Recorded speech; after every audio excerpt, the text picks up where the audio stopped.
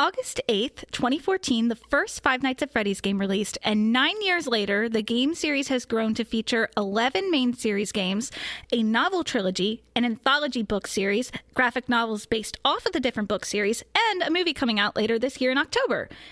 This series in particular is special for many different reasons. It was created by one man. It had a relatively unique premise. YouTube Let's Players helped spread the game series around and gain popularity, but I believe the reason Five Nights at Freddy's has become a staple of the gaming industry is because of the mystery. This series introduces a unique style of storytelling that keeps everyone guessing, and 9 years later, the community still cannot agree on what fully happens in the story. Today, we will be breaking down the history of Five Nights at Freddy's and hopefully making sense of what has become a very convoluted fandom to get into. Welcome to Strange Ride, where I tell the smartest man I know the weirdest things I know. My name is Savannah Verrett, and I will be your guide today. But you're not the only ones going on this ride. I have Brianna Littoral here with me. Hey, guys.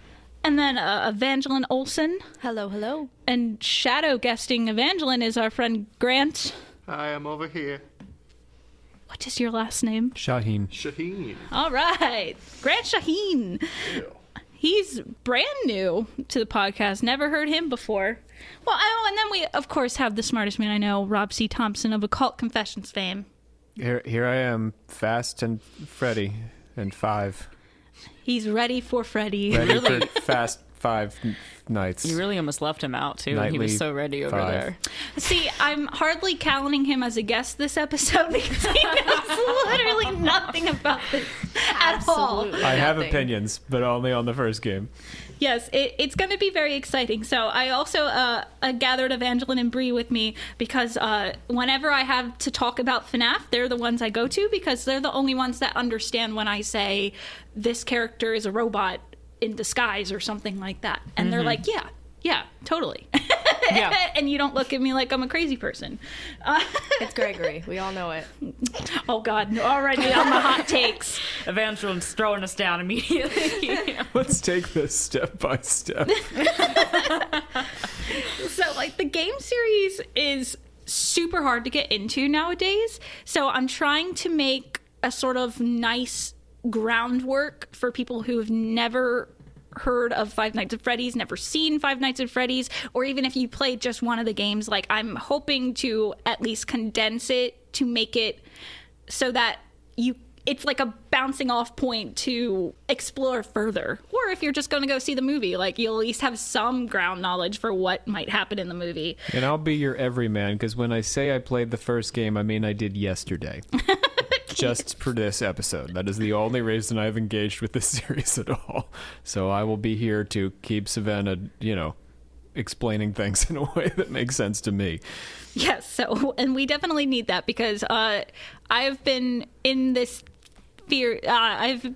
series as a fan since it started 9 years ago. So. Same, and it's like all just soaked into my Yes. soul at this point. So Yep, like, I'm just like, yeah, no, this is fact. But Rob's never heard the name William Afton, and he's one of the most important characters in the whole series. I have not been, Yeah. my brain has not been pickled at Freddy's. All right. Unpickled And brain. I actually, too, so with Five Nights at Freddy's, there's so much content and things to get into that this series will definitely be more than one episode, and we'll see how many episodes it ends up being.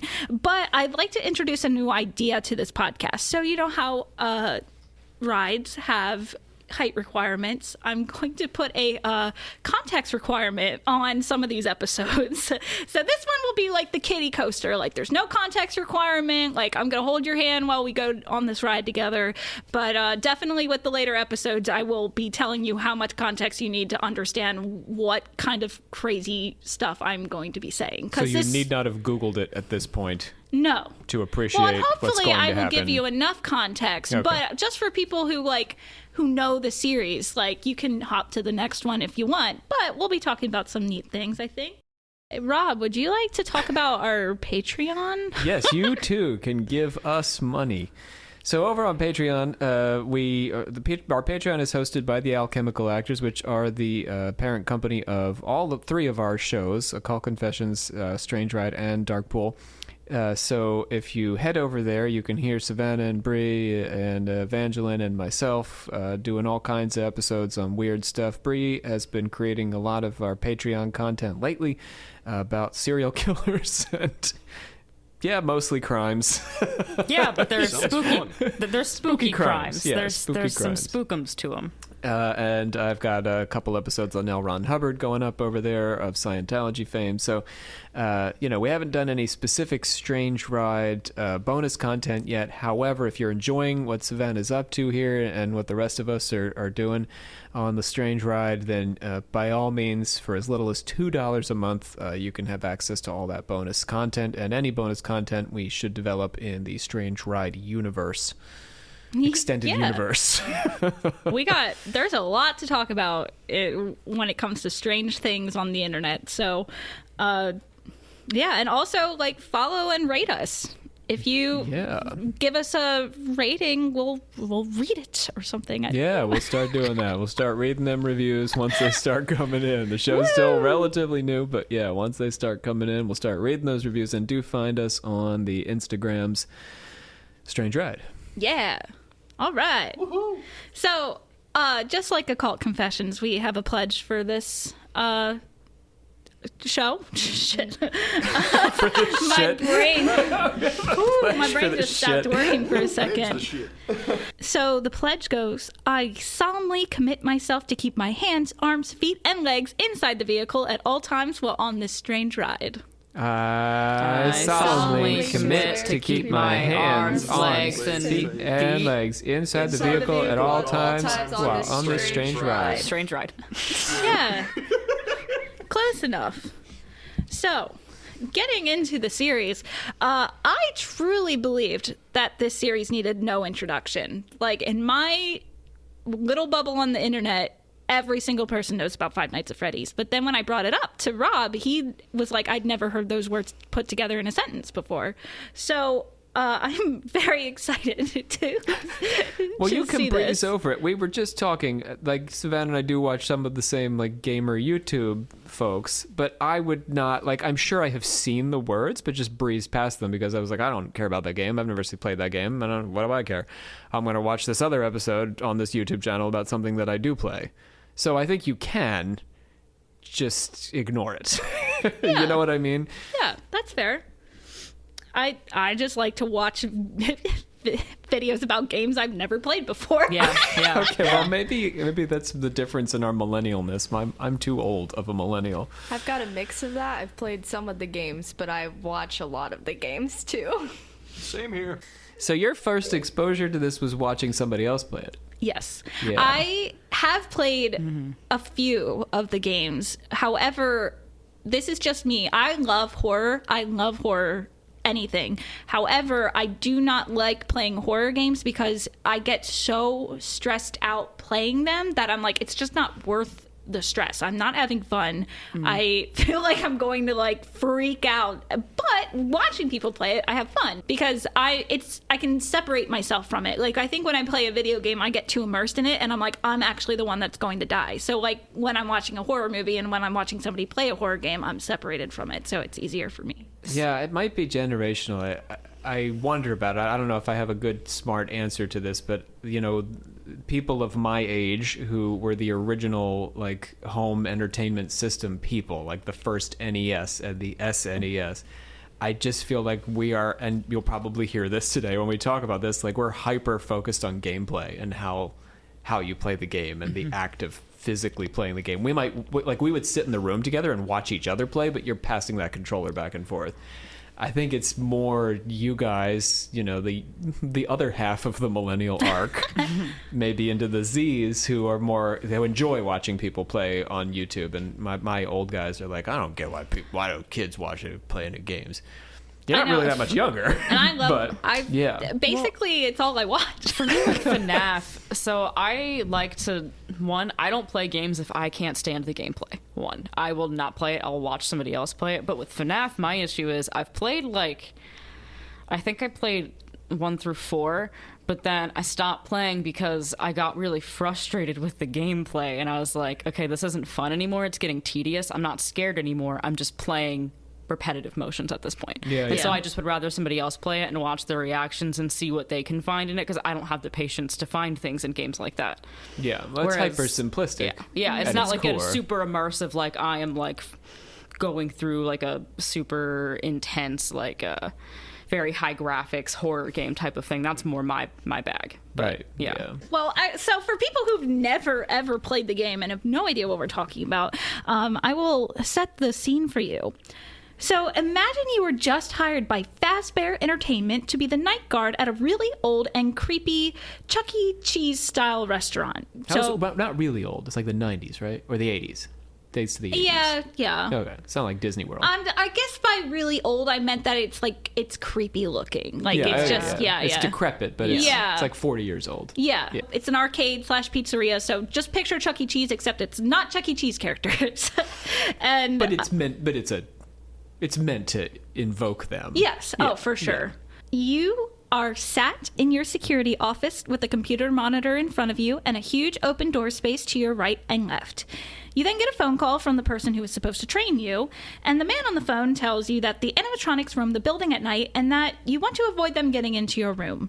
There are buttons on the walls that you can press to bring down giant metal doors to prevent one from wandering in if it gets too close. However, you only have a limited amount of power and cannot keep the doors closed for very long. He doesn't actually tell you that till the second night. You're really left on your own the first night. Oh, I didn't remember yeah, that. he really just gives you backstory. I do, because I was looking around like, well, okay, so now what?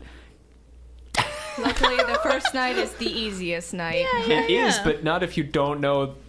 Anyway, that your power runs out. That you Trial know. by fire. That's what makes it scary. You don't So it know makes what it you're frustrating to players yes. like me and Rob. Yeah, I think. yeah. Trial by animatronic. All right. I need a little tutorial here. You work from 12 a.m. to 6 a.m. and must survive the animatronics constantly trying to get into the security room. The game is a point and click, meaning that your character's point of view is a fixed point and like all your controls are controlled through your mouse. You just click on the buttons that you see there. You can use your monitor to keep track of where the animatronics are wandering through the building with the security cameras. And then, of course, you click the buttons by your doors to light up the doorway to see if anything's there. And if they are there, you need to shut the door fast. You play for 5 nights with the animatronics getting more active as the week goes on. The animatronics that you must protect yourself from are Bonnie, a bright blue bunny who has a killer guitar. Very Donnie Darko. Chica, who wears a bib that says "Let's eat" and carries around Mr. Cupcake on a tray, which is literally just a cupcake with a face. The one that terrified me the most. And loves As- pizza. She should Yeah, loves terrify you the pizza. most. Yeah, she's a terrifying Yeah. creature. Yeah. Yeah. So this is another thing in the fandom. I think this might have been one of the first fights in the fandom. Is Chica a chicken or a duck?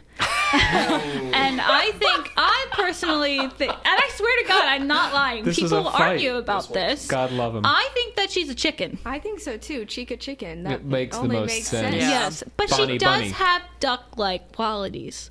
I feel like the beak is very duckish. It looks more like a bill. All their That's- mouths yeah. are kind of messed up. But She does. If she was modeled after a duck, it would be like she's modeled after like a rubber ducky type of Yeah. thing. Yeah. But She I don't doesn't think have she'd be webbed named feet. Chica. Yeah, if Chica she wasn't chicken, a Bonnie chicken. You're bunny. right. She doesn't have webbed feet. She's a chicken. Yeah. She's a chicken, guys. Plus, It's it also confirmed. just doesn't roll off the tongue as well. Chica the duck. Nothing. You're so right, though. Donald Duck, that's all you get. Yeah. Hiding out in Pirate's Cove, we have a fan favorite Foxy, who is a pirate aesthetic fox who's got a hook hand and a eye patch. I couldn't think of the word. And then, of course, we have the titular character, the one, the only, Freddy Fazbear. And he's just a brown bear wearing a bow tie and a tiny top hat. And then he also is that a play on sings. Jim Henson there? Fozbear? Fozzie the Bear? Ooh. Well, it's Fazbear. I know, but I don't know. that has to be intentional. Kick to it. I watched Scott Cawthon's interview and he never said anything like that, but it's possible. It was subconscious, though. So, yeah, there you have it. That's the entire game. And if an animatronic catches you, it will kill you, and you're jump scared with a close up of its face with a very loud screaming sound. So, Rob, this is your time to tell us not what you think the story is Okay. yet, but what are your impressions? What were your impressions of playing the game for the first time? I did like the aesthetic, I have to say, but I do also agree with Bree that the gameplay is wildly underwhelming, and that when it comes to the lore, maybe that's my hottest take. If we want to get obsessed with the lore, you're supposed to like get around, squirrel around, and get into the lore. The gameplay tells you not to, because, and you know, Savannah, you and I were talking about this before we started recording. The issue is that you're not meant to keep the cameras up. Now, that was wildly confusing to me, too, because you have this limited supply of power, and if you look at the cameras, which seems to be the point of the game, right? That's where all the visuals are. That's where the fun is, but it drains your power. So the game, I subsequently would watch a couple of YouTube people, like, explain to me how I'm supposed to do this. And they're like, you leave the cameras down. And I'm like, why would I want to do that? The point is to look for the guys. Isn't that the fun? Is to look for the guys, but no, you're supposed to leave the cameras down. And it's only when the cameras are up that you get these Easter eggs. Mm-hmm. And the Easter eggs in and of themselves, like if we're talking about articles on the walls and stuff, you need to linger. Yeah. But you are not playing the game properly in that case. No. So I am annoyed about that, because if you're in Legend of Zelda world or something, which I have my own complaints with, they're very heavy-handed with the storytelling, in my opinion. Not as heavy-handed as some of these RPGs, but sometimes they lean like, I don't need to find the Tears of the Kingdom. However, the point is to squirrel around and to discover lore, or even like Dark Souls, where you're in this open world and you can really like just, if you want to know more, you can go poke around and you're encouraged to do that. This game is telling you don't poke around. You're breaking the game, or you're not playing the game properly if you're squirreling around in the lore. And yet, that's what, maybe the creator, I think in his defense, I'm playing game one. He had no idea. Like, he was just like screwing around, I bet. Yeah. Just like drop these little things in because he had to do something just to make it a little fun and weird.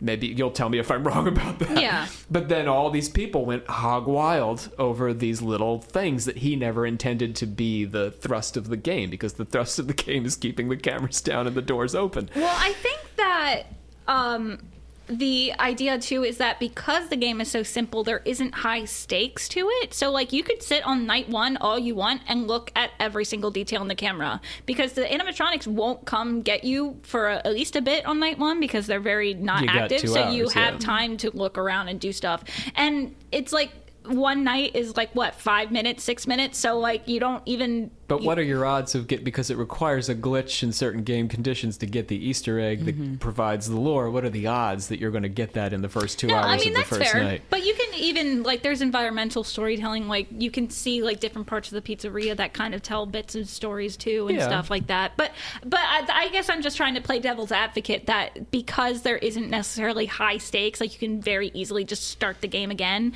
that maybe he's not encouraging you to find the lore. I think it's almost like when you're playing the game, it's meant to be a surprise, because I don't think anybody went into this game being like, we're going to find lore. I think they were just like, oh, it's a creepy, fun indie game that's fun to watch people play. And then people were like, wait, what is that? And then they were like, oh, there is stuff to find in this game. And that's when it started happening. I think it was meant to be more like a little, oh, you were paying attention to my game. Cool. Then when I play it on the Switch, I can simply turn on all the cheats and I can engage with the story however I please.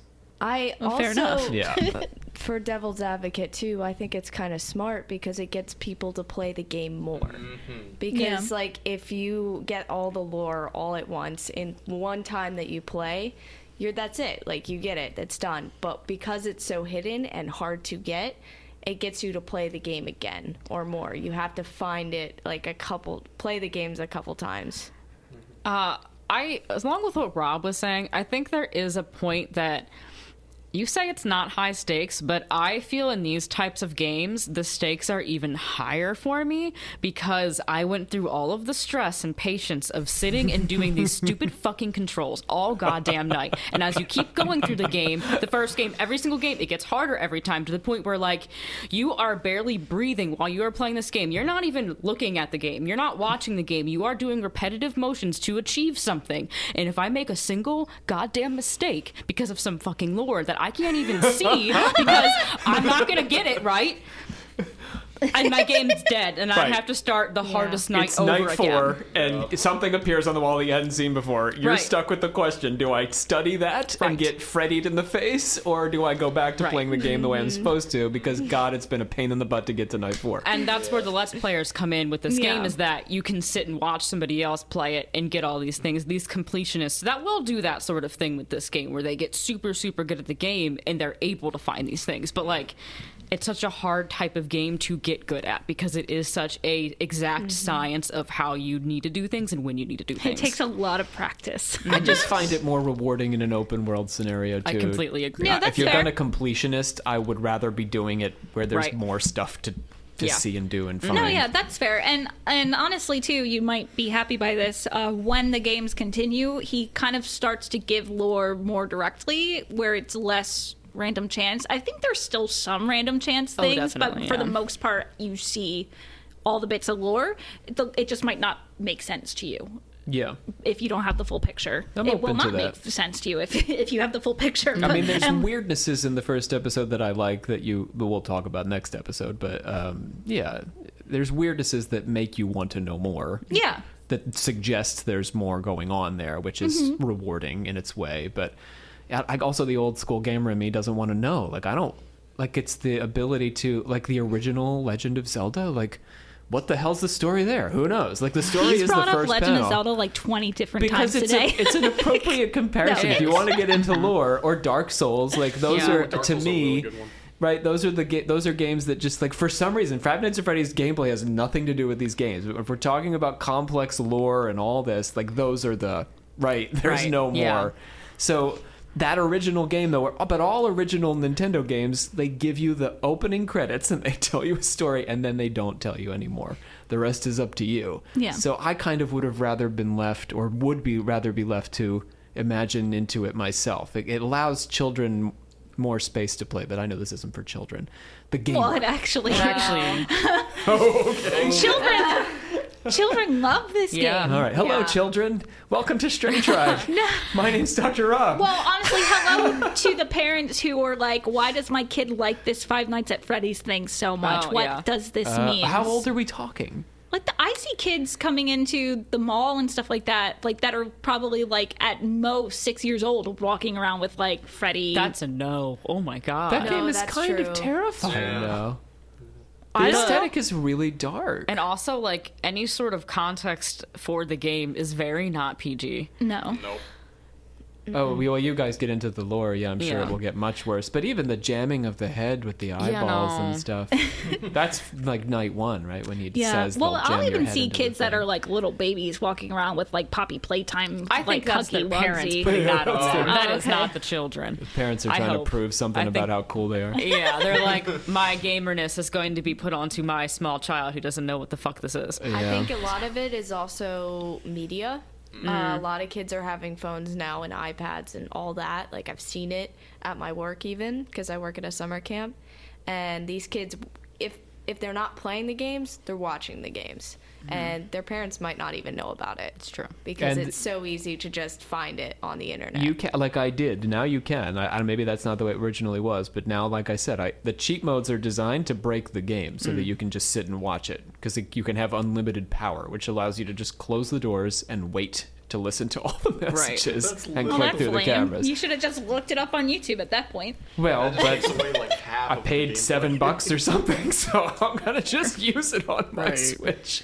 Right. Well, I think this is a good time. Like, we'll get more into, like, what actually happens in the games and stuff like that. But I'd also like to talk about the guy who created the games. So the man who is behind the Five Nights at Freddy's series is named Scott Cawthon, and he was born in Bell County, Texas, and from a very young age he knew that he wanted to be a game developer. And while working retail jobs, he'd spend his free time developing games. Now, this is not something that I knew beforehand, before researching this, but he is very religious and was developing Christian adventure games such as Pilgrim's Progress, a JRPG-like game, and then A Desolate Hope, which was apparently a really big allegory for being pro-life. Yeah. Which I'd like to take the opportunity to say here at Strange Ride, at least I can say I am 100% pro-choice. So, like, that kind of sucked to hear, but yeah. But welcome all you pro-lifers who are big fans of Five Nights at Freddy's. We're so glad to have you. Sure. Everyone's welcome at the big table. Everybody. I also find it a little funny that somebody who is super religious ends up making such a dark game series that talks about like death, possession, hauntings, like all this other crazy stuff, and a lot of children murders. So he has another really not known game because it's not in his name. He did it under like a Pseudonym? yes, thank you, a pseudonym. See, I have a function here. And it's actually related to a true crime case about the death of a little girl. Oh, yeah. Petscop. Yeah. It's a Interesting. beautiful memorial to the injustice that was done to that small child, to be honest. Like, she got no justice in her situation. But yeah, it's like a weird, I don't know. But yeah, he does And these do were a lot all of... pre Five Nights at Freddy's? Yeah, this is like he did this one really early on, I think, in his like making games thing.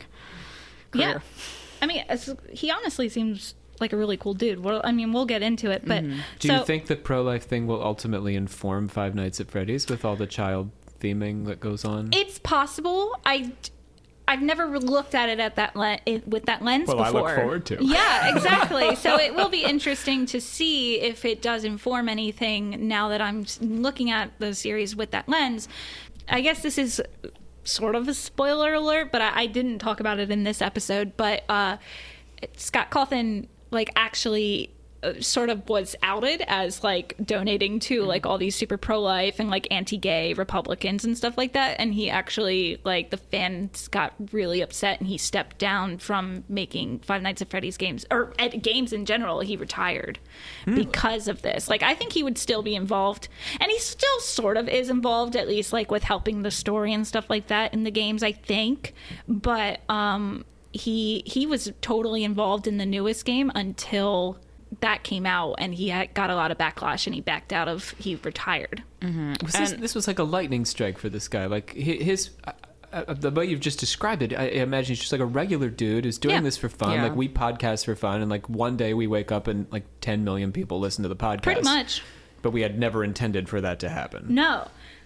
I mean, like, he wanted to be a successful, like, game developer, but he never intended it to become this, like, super mega series that, like, everybody knows about, or Yeah, I'm sure a he's lot not of people sad know. that it happened. No, But he no, just no. was. He would have just gone on making games. He thought this game was the same as the Well, others. actually, so, like, with these Christian games were not financially successful, and so he tried his hand at making a game for the whole family, and that would end up being called Chipper and Sons Lumber Co., which got terrible reviews. And I'll be honest, I have no idea what the game was about, how it plays, what anything about it is like, because I just couldn't really find a lot on it. And I also was like, this isn't that important for the Five Nights at Freddy's series.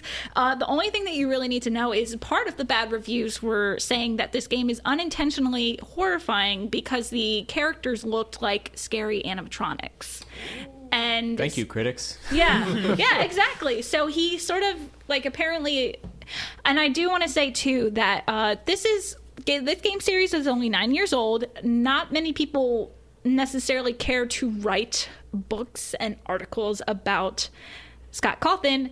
So most of my information is coming from Wikipedia and an interview that he did with a FNAF YouTuber. So Well, this becomes pop culture, right? I mean, Yeah. You've done a couple episodes that are a little bit more culturally, I don't know, high culture, but this would be video games. That's where you do your research. Yeah. There's no place else to go, really.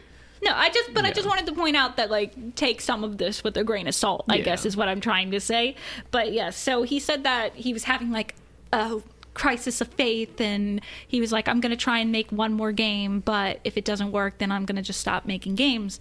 And yeah, so he was like, oh, you know what? I will go with the animatronic idea, and Five Nights at Freddy's was born. From the sound of it, he's actually, like, a very humble person, and he doesn't really like to do interviews. And the only reason that he ended up doing an interview with that one YouTuber who is named Dawko, Dawko, that's the name of his YouTube channel. he beat the most difficult challenge that there is in the entire Five Nights at Freddy's like games, and to the point where like Scott Cawthon didn't even think it was possible to be beat. And Dawko was like, hey, if I beat this, will you do an interview with me? And he was like, yeah, sure, because you're never going to be able to beat it. And he beat it. And so he did like an 1.5 hour long interview with him, and it was kind of interesting learning the insight, some of the insight behind it. But he's also very, I don't know if cagey is the right word, but he doesn't want to give too many answers because he does want the audience to kind of figure it out for themselves. Like, he never says yes or no to certain things unless it's something really bad, because there was a theory that popped up around FNAF 5 where people were making theories that the animatronics were going to be sex robots, and he was like it was called adult theory, and he was like, no. Yeah, that is not correct at all. So yeah, no, he doesn't like to answer questions like that, because he, as a game creator, has very much been like, to the fans and everything, do what you will with what I have given you. Yes. He's very open to fans doing their fan games. There are some of the best fan games out there are FNAF fan games. They are phenomenal. People will make games for this, and he's like all for all of that. And he does seem like a pretty chill dude. Like, and he even came out and said, like, about, like, the donation stuff. He was like, it's not because they're homophobic people. Like, there's other reasons that I did this for these people. Because he has more conservative views about other stuff. So he wasn't like, oh, let me give you the anti-gay guys. Where are they at? I think it was more like taxes and, like war stuff. He just loves taxes and war stuff. It was like that sort of thing on the conservative spectrum, more so than he had, because I think he literally kind of had to be like, I love all of my fans no matter who you are. Like, he made that very clear after he stepped down. He became one of these Disney-sized products. Yeah, accidentally. Yeah. And can't have those politics then. Nope. And he does truly seem to care about his fans, and I'll get into it in just a little bit. But it was fun listening to him do the interview with Dawko, because he seems like so shy when he's talking. It's kind of funny, and he's got a lot of like and it's like, and I'm not making fun of him. It was just like he seems like he really didn't want to do it, but he was also very friendly and like having a good time talking to him. But he was also like, I don't like talking in front of people. Well, yeah, he's not like a theater person or something. No. His job involves sitting alone in a dark room, coding things and staring at creepy dolls. Definitely getting out of his comfort zone. Yeah. So he kept saying throughout the entire interview that he had just caught lightning in a bottle. And that's exactly what this was. And now I'm going to get into why I believe that like the FNAF game and series blew up. And it's partly that, like, you know, it was a unique game at the time. There wasn't ever really a game that was, like, exactly like it, and it had a really neat aesthetic. But on top of that, it was just, like, the best time ever to release this game. Because 2014, I think, like, Let's Players, which if you don't know what a Let's Player is, that's, like, a YouTube term where people are like, hey, let's play this. And you watch them play whatever game. Like, let's play Five Nights at Freddy's. And so they would always start their video titles with that, so they got the name Let's Players. And that just basically means people who play through video games, and you can watch them play through video games. And that was, in 2014, I'm pretty sure around that time, YouTube and people playing video games was like some of the only media I was consuming. Oh, I can attest to that. Yeah, me too. Yeah, no. Yeah. It's around the time I met you, I think. Yeah. Yeah. I mean, like, I watch movies and shit. Like, I like TV. Like, I mean, I don't like TV. You appeared in musicals. Yeah. I'm not saying I don't like any other media than guys playing video games, but it's like, it's a fun, mind-numbing thing to put on in the background. And then also sometimes the video games are really cool, and like I couldn't always afford to play the video games or had the system to play the video games, so it's fun to watch these people. And then on top of that, YouTube was this new phenomenon where you're getting attached to these people.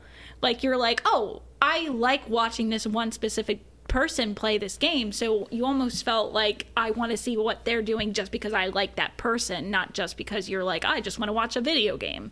PewDiePie is king. at this era. at the time. I'm gonna say now. No, Well, I mean, no. I think I've never actually seen a video, but he was at the time. I know definitely. he was the billion watcher guy. Yes.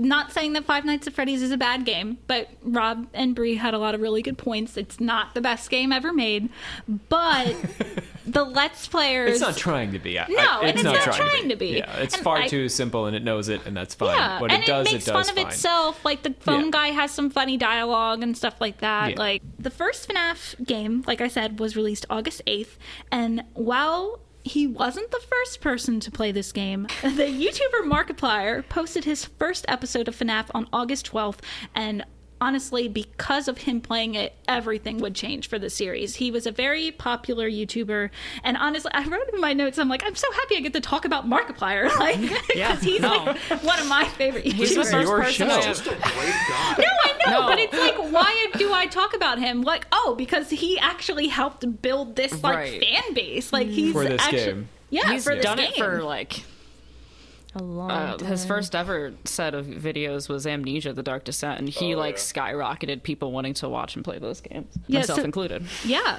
and it was fun to watch people play with like huge reactions to the jump scares and blah blah blah. It was funny back then. I mean, would you say these, like, a person like this, I don't know this guy either, but are they like, they're sort of like critics in a way that they elevate the products that they like, that they think are worthy of attention. Yeah. Yeah. So he's editing the market because there's like 1,000 indie games maybe coming out in 2014, and this guy says, well, these 3 games are worthy of your second look or my first look. Yeah. I mean, I think the first episode of FNAF that he posted. Oh, and when I say FNAF, Five Nights at Freddy's, FNAF. It's so I don't have to say those words over and over and over again. The fandom calls it FNAF. FNAF. There you go. So Be like the cool kids. And then on top of that, too, like, the game came out August 8th, and Markiplier, who had about 3 million subscribers at the time, he posted it on August 12th. So he was, like, on it. He was one of the first people to post this game. And after he played it, everybody played it Well, because it's it not got cool afterwards. I mean, No. when I'm talking about a critic, like, you know, your critic for the theater, you go to the preview, and if you're the one to know that the show is great, even when the other critics are saying it's not, that shows your genius. So, I mean, that's why I'm making the comparison. That in I gotcha. theory, what they're doing is picking out the products that you should give your attention to, or the movies or the TV. You shouldn't watch this show. You should watch this show. Yeah. Why invest 12 hours of your time, however long it takes to beat this game, for real? I don't think it should take you 12 hours, but It's going to take you a little Depends while. on which game. Yeah.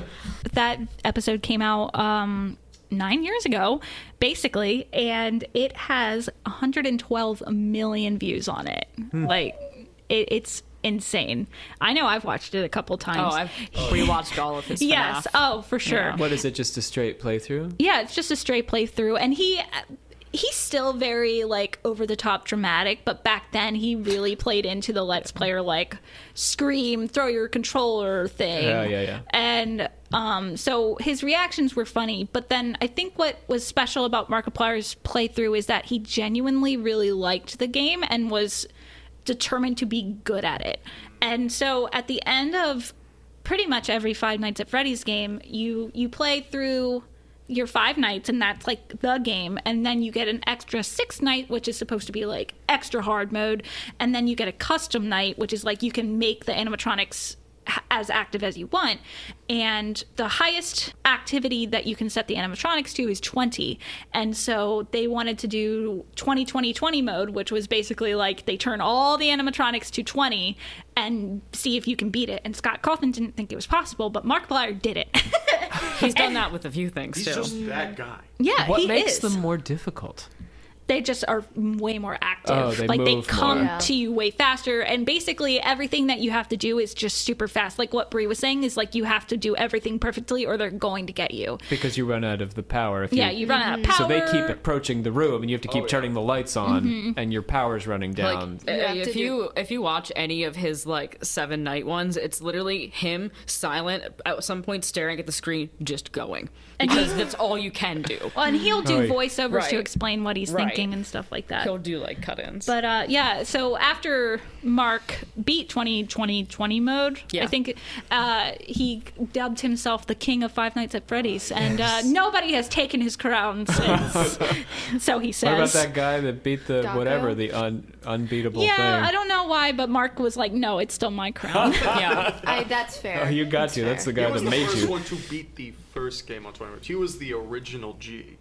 Yeah. And I do want to point out too, Mark's channel blew up from that as well. Like he was already blowing up anyway, but it was funny. I watched like a subscriber count thing that like just shows you every month how many subscribers grows. And when August came in the year that FNAF came out, it was like the bar was just moving steadily, and then it went. Yeah. So yeah, he has as of now like 35 million subscribers. Wow. Yeah. I personally did not see. He was not the first person that I watched played FNAF. I used to follow this guy or this YouTuber called Chilled Chaos, who was like part of the Machinima Boys and stuff like that, which is like old school YouTube stuff. But I watched him play it, and then I guess after watching him play through the series, YouTube was like, "Hey, you want to watch more Five Nights at Freddy's?" And I was like, "Oh my god, that guy Markiplier is playing the game that Chilled was playing." And so I watched him, and then I was like, "Oh my god, he's the king of Five Nights at Freddy's." So do you guys? YouTube, do you remember like how you found Five Nights at Freddy's? So for me, I was already I watched Mark's channel from when he started YouTube, which is delightfully cringy. But so I was already watching him. So as soon as FNAF came up on his page, I watched it. And that's how I got into it. I didn't see anything else from it, and I watched it and I was like, okay, this is cool. And I watched him do it, and then, you know, I ignored FNAF until like the next 4 games I think came out, and Really? I watched him play it because like I was like, okay, this is cool. I liked other things that he was doing more because I like FNAF more now, but then I was kind of like, this seems tedious. It still seems tedious, but I was like, give me some Amnesia, thank you. Like, Yeah, I was yeah. very much more into the open world horror aspect of things. Still am, but yeah. Yeah. Do you remember? Yeah, I do actually, and mine was different. I saw some things, like some pictures and images from Five Nights at Freddy's, but the first time I really like heard about it was from my friend. I was at her house, and I think we had a sleepover or whatever, and she's like, "You have to play this game." I was like, "No, I do not want to play this game because it looks terrifying," and I've heard it's terrifying, but I did try, and I think I failed. But that was the start. I, like Bree, did not get into it until later, and now I like it more than then. I remember I thought the game was horrifying when I Yeah, same. Well, I wasn't a kid. Well, I guess I kind of was a kid. I was a senior in high school, and I remember sitting there with like a pillow or something, like, "Oh God, it's so scary." Well, until the later nights when the YouTuber themselves are getting used to the jump scares and stuff like Yeah. that. But the first couple nights, I remember being like terrified. When I watch somebody be scared, loud sounds make me jump, not what's happening on the screen. So like that startles me. So like all of the screaming from the animatronics and Markiplier yelling, I think that's also part of why I was like, this is a lot. Yeah. It's like, let me stop for a second. And then, you know, years later, I'd watch the rest, and I played a bunch of them too, because I was like, I don't want to play this right now. I was like, No. this is But too for much. most of what you're doing is sitting there quietly, tensely listening Right. to very tiny sounds. Right, Yes. that's exactly it. Yeah.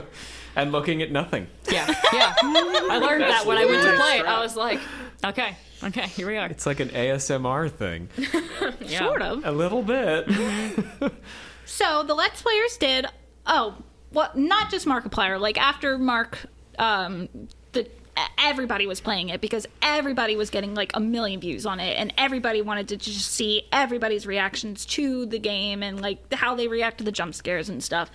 And so the Let's Players did a lot of heavy lifting for the game. But another factor that kept people invested in the game was the fact that it was made by only one person, and Scott Cawthon loved interacting with his fans. He'd post in the subreddit, like the Steam post underneath the game, and he'd actually read and listen to what the fans were saying, which is something that seems to be lacking in a lot of entertainment these days. Like, he would see a criticism and not be like, how dare you criticize my game? He'd be like, that's a good idea, or like, thank you for your criticism.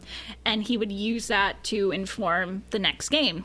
It was sort of like the heyday of fan culture too, in a way. The 2010s, you know, like Teen Wolf jumps to mind, but like these very active fan Reddits and stuff where people were having theories and shipping characters, and I don't know if it's quite that way anymore. Do you guys think we still have? It depends.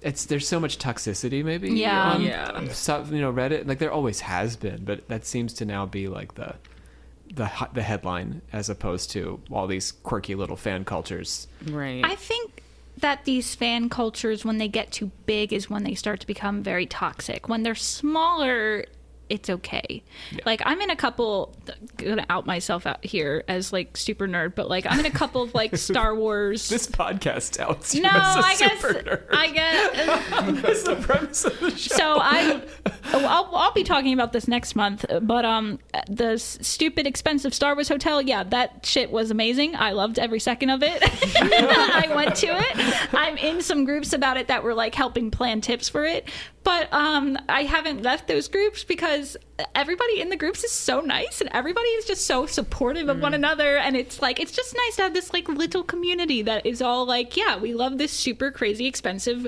weird experience that we all had together. So it's got like, and it's a tiny group, it's not a big group, so Yeah, like the Discord for OC, it's a unique little fan group. yeah. It can be a very positive thing if people don't get into outside issues that Right. you know lead Yeah. to conflict.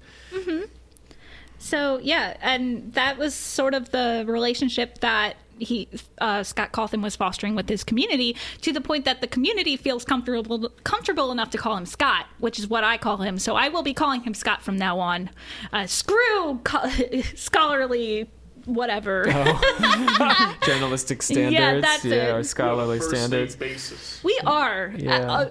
Scott is on a first name basis with every fan of FNAF. I mean, and that's another thing that's so interesting about this game series is that, like, how many games do you play where you're like, damn it, Scott, you put this in the game? Like, this is like one of the only games where you see like every single YouTuber being like, Scott, you did this, or Scott, you did that, Yeah. and stuff like that. And then Scott Cawthon is reaching out to specific YouTubers being like, hey, do you want to play this early so like you can get like YouTube videos or videos on it and stuff like that? And he just like, it just seemed like he just really genuinely cared about the community, and then was also just so blown away by all the support that he had, especially since every other game that he made basically flopped. So it was It's a just unique opportunity. I mean, the very popular games tend to be made by hundreds and hundreds of people. yeah. There's no single person, even if there is like a great creator, the end of the game is still hundreds and hundreds of Right. people, or dozens if it's an NES game. Yeah, and this is a really rare thing. Yeah. And the fact that he engaged, I mean, that's great. I mean, why not? Yeah, I think I would if I were him. Oh, He could I have said would've hands too. off Yeah, and just he let this could've, blow yeah. up. Yeah. But he was like, no, I'm going to be interactive. I'm going to communicate to the fans. I'm going to take the criticisms. I'm going to congratulate people when they do something that I didn't think was possible, because it's happened a few Yes. times. Mark did one thing in Sister Locations before they changed the game to make it possible. He beat part of it. Yeah. It's, you would hate this section, Rob. Oh, It's yeah. the worst part of every game. It's in my actually opinion. the reason that I haven't played Sister Location, because I really enjoy watching Markiplier It's- play that one. yeah. But every time he gets to that night, I'm like, oh yeah, I It's don't the want to reason play I the quit game. playing that game. I started and I said no, and I had it before they, I guess before they fixed it, but I was like, I'm still not going to do it after they fix it because it's such a difficult section of the game. Yeah. So you're saying they watched him beat it, but they saw how hard it was for him to accomplish No, that? so Scott literally was like, a bunch of people complained about this part of the game because nobody could beat it, and Mark beat it. But after Scott had been like, I guess afterwards, Scott was basically like, yeah, this was actually impossible, so we had to fix it to make it possible, and Mark had beaten it. And he was like, also, congrats, Mark, for beating it, because I see. we didn't think this was possible. And Like, Mark was like, Yeah. I am still the king! yeah. So another thing that I also believe really helped spread the game was the availability of it, and accessibility of it. Other than like the strobing lights, you can't strobing lights and loud noises. Like, some people cannot play this game, but it was super easy to access. It was only like $5 on Steam, and also like any PC could play it. like any laptop could play this game. Unless your laptop is like stupid old, it does not take a lot to run it. And then on top of that, they also made like iPhone apps and Android apps. Like you could literally play all first 7 Five Nights at Freddy's game on your phone if you wanted to. Like it's just so Is it any easy. good that way? I don't know. weird. I've never played it that way. Yeah. So Diminishes tiny. the quality a little bit, but that's because it's mobile. But I mean, Yeah, so Yeah. tiny. I think I tried it. It wasn't the best, but it definitely made it more accessible to people. I will say this: I have a virtual reality headset. When they released that VR Freddy, Nights of Help Wanted, that elevated the experience. Oh yeah. It totally elevated the experience. It did. They did make a full-blown like VR game where you go through like basically every game of Five Nights at Freddy's and you experience it in first person like that, where you're able to like look around and move and stuff. Oh, how It is novel. terrible. Can you turn off the fan? More scary, I'll tell you that much. Can you reach out, Grant, and turn off that fan? Well, Nope. not the fan, but you can touch That's the all I buttons. wanted to I do. know. That's- Turn off that I actually damn wonder fan. if you can touch the nose of Freddy on the poster, because I know in the game, if you click on the button, it does a little honk sound. But I haven't tried that. You can hold Mr. Cupcake if you want to. All right. But and now the final bit that I believe elevated this game series to the mega hit that it is. And my favorite part is the lore. So I enjoyed watching people play it, but I did get kind of, I've watched people play it. It's the same game every time. However, we introduced that one of the biggest players in all of Five Nights at Freddy's is the Game Theory channel with Matt Pat. And I'm not saying that Matt Pat is solely responsible for like solving FNAF and theories like that. Like he's definitely wrong a lot of the times. However, his channel was the biggest one talking about this. And honestly, I didn't know that FNAF even had a story until I watched his video. And I was like, whoa, that is crazy. And then I was instantly sucked back in. And I remember going back and rewatching Markiplier's videos and being like, I want to see if any of this stuff happens and stuff like that. When I say Matt Pat, he's like the face of the Game Theory channel. Basically, his entire channel is built off of over analyzing everything in video games and making a story out of it. And it's really interesting. Like, Rob, you said that you've actually seen a couple of his videos, I right? like the weird questions, like if Mario were real, how high would he be jumping? Like he does that kind of like application of real world physics to video game universes. So yeah, I think he's entertaining. Yeah, it's fun. Yeah. And it's also neat that like Scott Cawthon made such a simple game, but at the same time he hid little things in it. And like we were mentioning before, how he hid the lore in this game was that when you were flipping through your cameras to see where the animatronics are, sometimes posters on the walls would change and it would show you newspaper clippings. And the newspaper clippings would tell you about how somebody wore a mascot suit and lured children into the back of the pizzeria and killed them. And they were caught, but they couldn't find the bodies and they couldn't prove that it was him in the mask. So he was able to get away. And nobody... Like I said, nobody could find the bodies. However, people started reporting that the animatronics smelled like death and there was blood and guts, blah, blah, blah. So throughout, if you're lucky enough to see these newspaper clippings, you realize that the animatronics aren't trying to kill you because they think you're a animatronic without its like shell. They're trying to kill you because they're possessed by the souls of dead children that were stuffed into these animatronics after being murdered. I think instantly makes the story way more interesting. But it's really unlikely that you would come across that as you play the game. yeah. But they did. I mean, Somehow. I think what I would say is that given that you have the opportunity of those 5 phone calls with the other manager, the other guard. Do you want to know his name? Yeah, go ahead. Phone guy. Phone guy, yes. That's I phone swear guy. to God. That is his That is name. his name. Yes, Phone good Q phone guy. So given that you hear from him and that he does say some odd things and he alludes to like the heads or something weird about the heads and all this, that is an opportunity to, even if you don't want to like straight up reveal in all these details, at least hint that there was something. Yeah. But we don't get anywhere near that.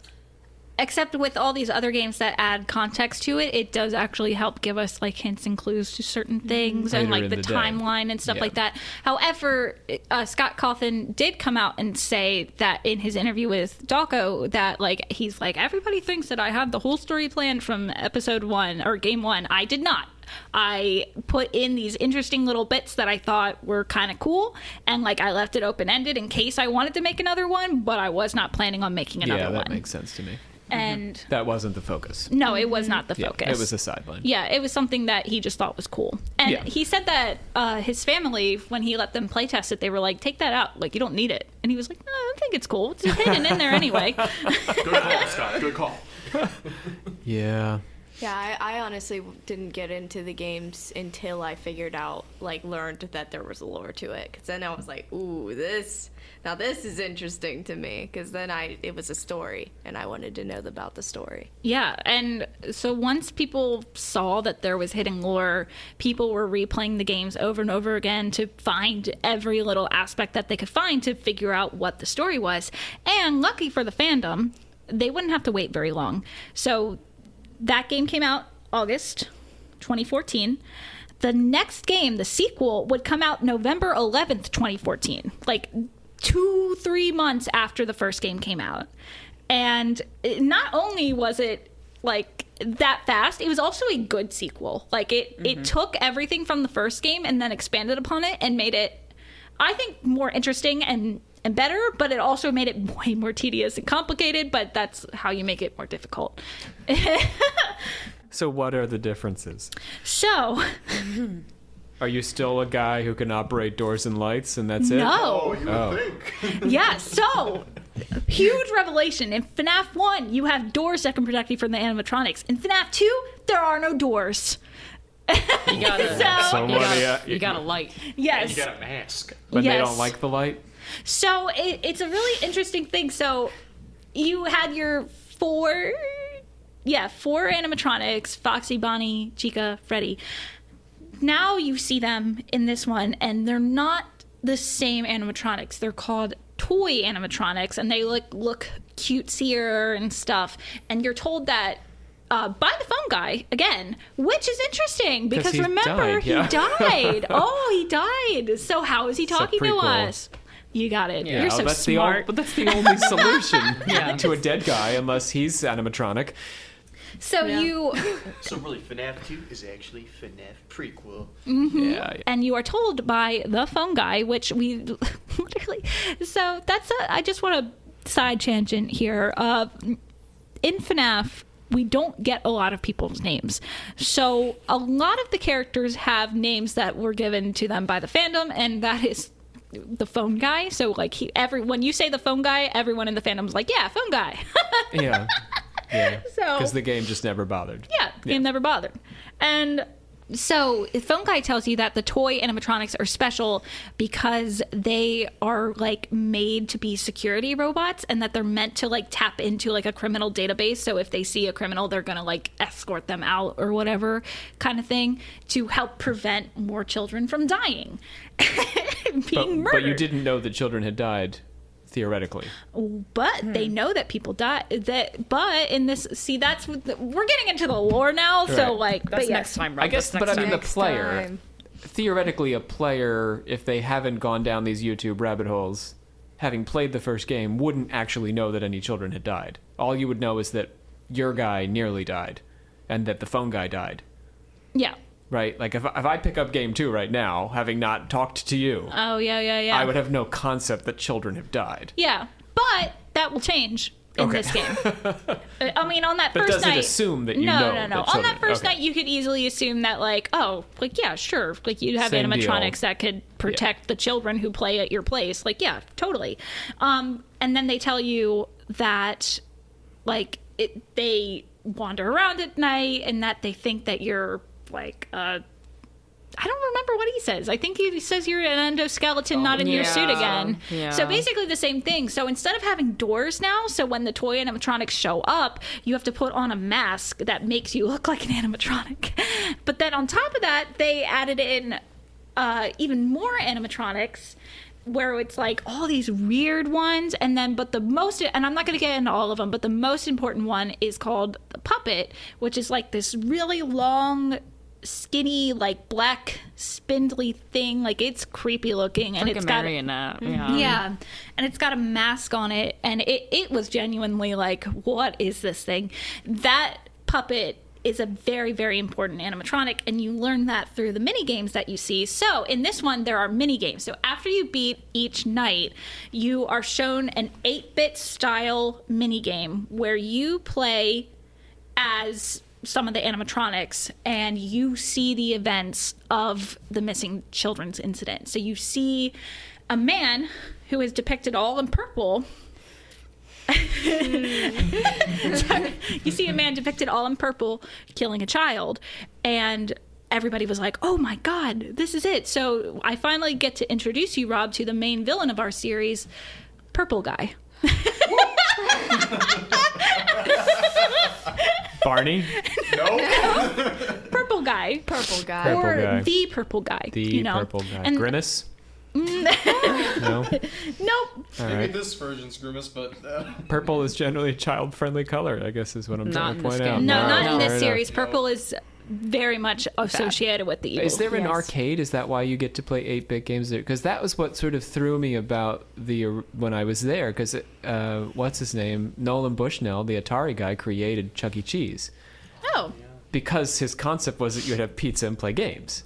But in this world where you're at Chuck E. Cheese, there are no games. No, there's like arcade games and stuff. In the first one? Yeah, Where I are mean, they at? I don't know if you get to see You don't them, get but to see it. like, But yeah. is that then now it's the concept implied. is that you're playing the arcade games that are in the Chuck E. Cheese?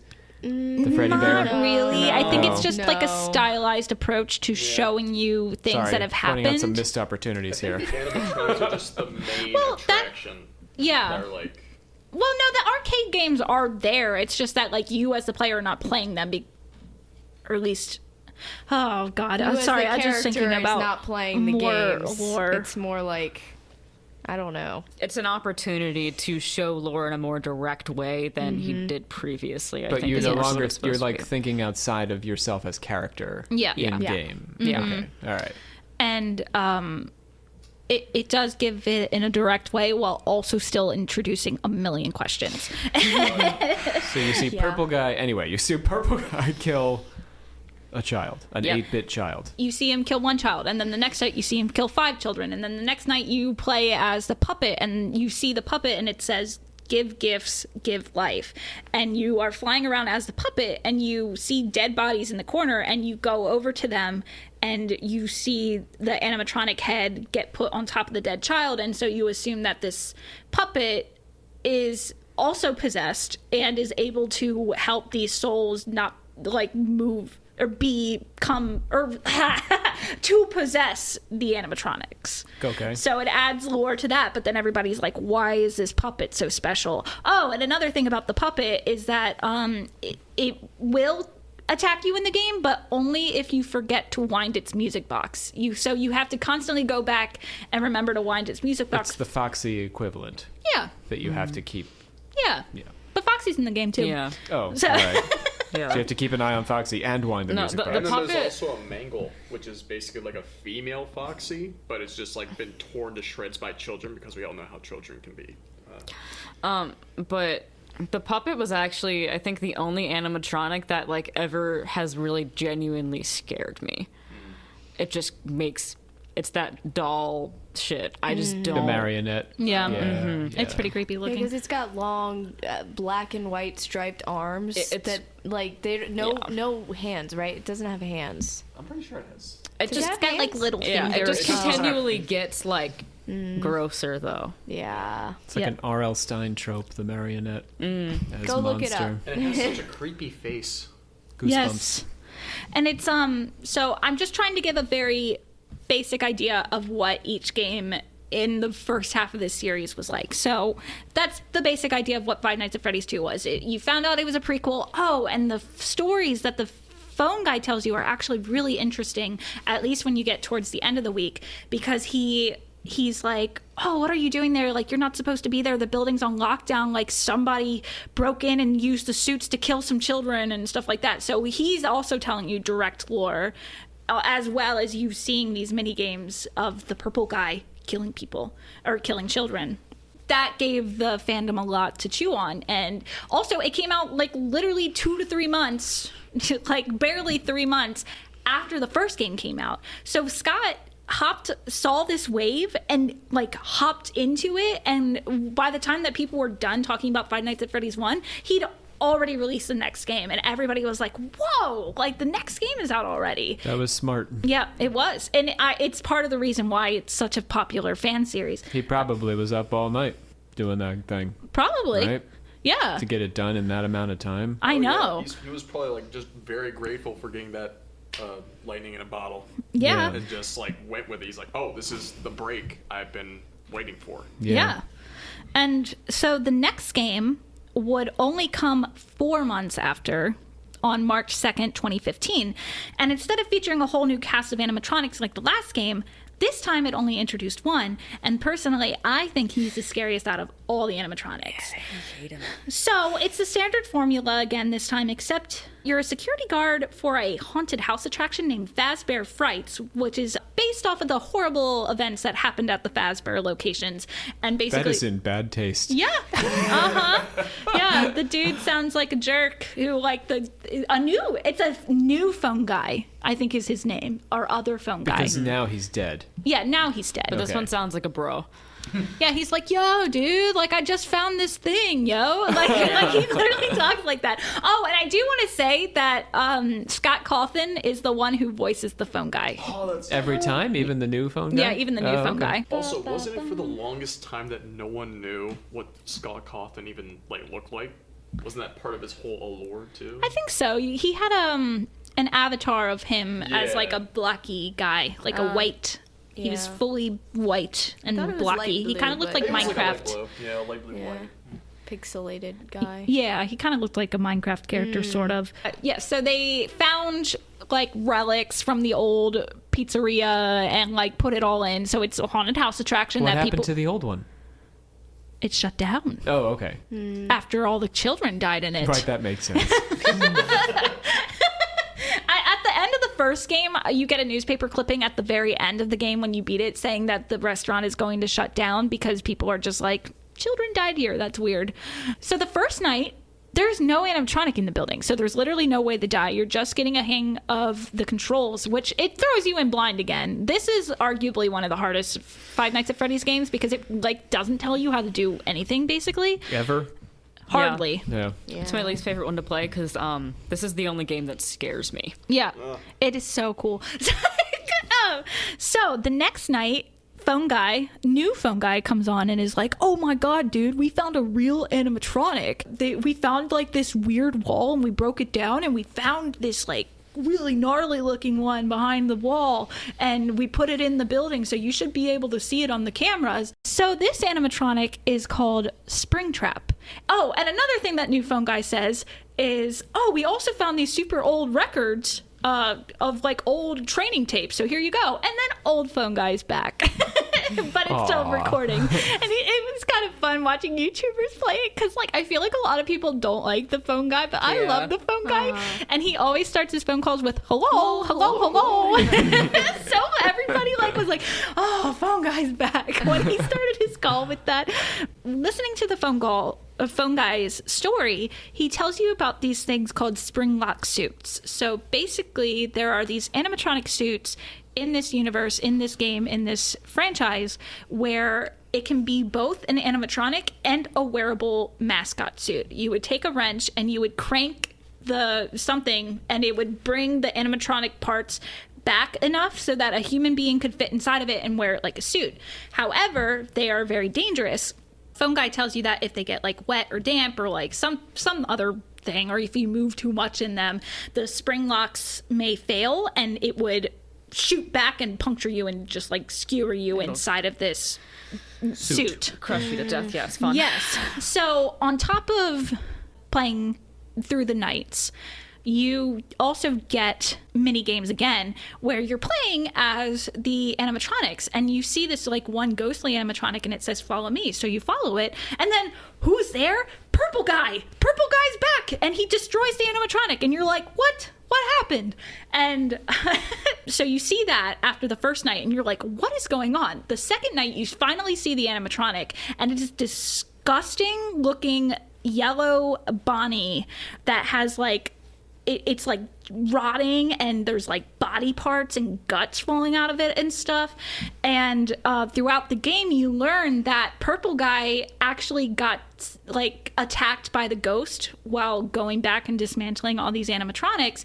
And he's like, oh, to avoid getting attacked by the ghost, he hops into the Springlock suit. But because it's been like wet and damp and closed down for so long, that the Springlock suit fails and he gets skewered inside of it. And so he ends up possessing the animatronic with his own rotting corpse inside of it. Which is pretty awesome. Yeah. Honestly. And also a pretty apt, like, thing to happen to him. And it's implied that like the owner of the company at the time was called in, saw him there, and was like, seal it up. And they like built a concrete wall over that room so nobody would ever find him. And then these assholes did at Fazbear Frights. And so it's only the one animatronic attacking you the entire game, but there's no doors. And you also have a vent that leads right to you. And you need to use sounds to lure the animatronic away from you. But if you don't do it properly, like, it will come to you and it will just kill you. Like, and you will die a lot in that game. Yeah, because you also have to pay attention to your systems, and you can't have any system failures. So, like, your air supply. Right, that makes sense. Yeah, or else you start to hallucinate Oh, and other then, animatronics. Yes, and you'll see Random other... animatronics. And they're scary. They scare... Yeah. Their jump scares are a lot. And they'll pop up out of nowhere. And then also on top of that, in this game series, as far as we knew it, whenever you got jump scared, you were dead. In this one, if you got jump scared by a ghost, you were just jump scared and you were still playing. So a lot of people were like, oh, I'm dead. And then they'd be like, wait, no, what? I'm still alive. Like, oh my God. So it was like kind of new, kind of fun. But also, I think a lot of people don't like this game. It's a hard one to play. It's really Yeah. hard. Also, Springtrap is like, he makes me more uncomfortable than he scares me, but the concept of the Springlock suit is really what I yeah. don't like. Oh, I think it's awesome. It's great, I think it's awesome. The idea of him possessing a suit with his own rotting corpse inside of it is just like, fuck yeah, it's Yeah. like Doesn't he, metal like- shit. Correct me if I'm wrong. Doesn't he like appear through a window and just like stare at you? Like, Oh, there's yeah. a big Yeah. image You have a of, big like, glass like window Yeah. facing out to like a lobby-ish kind of area. Yeah. You can just see like the and outline it's the of Bonnie him. character. No. It's No. a golden Bonnie character. Bonnie. Different Bonnie. I see. But, I mean, did you mention that the very limited research I did on the show was that the Bonnie character was the one Scott was most terrified of? He had nightmares about only the Yes. Bonnie character, yeah. I did We not talked about mention Chico that. being the scariest in the Yeah. first, but Yeah. he Yes. believed that Bonnie was, I mean, it's, again, that Donnie Darko bunny. Maybe that's why Creepy he bunny. made a bunny for The villain character. villain. Yeah. Is there also like a golden Freddy in the first one? Yes, there is Golden Freddy.